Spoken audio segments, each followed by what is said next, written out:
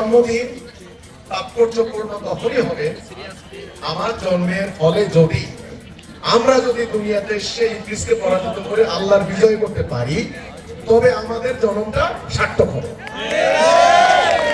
আল্লাহর কাছে দোয়া করবেন আমাদের জন্মটা যেন সার্থক হয়। ঠিক আছে, আপনাদেরকে অসংখ্য মোবারকবাদ। আগামীর সম্ভাবনা তুমি এই দিনে পৃথিবীতে এসেছো, শুভেচ্ছা তোমার। তাই অনাগত ক্ষণ হোক আরো সুন্দর, উৎসব দিন কামনা।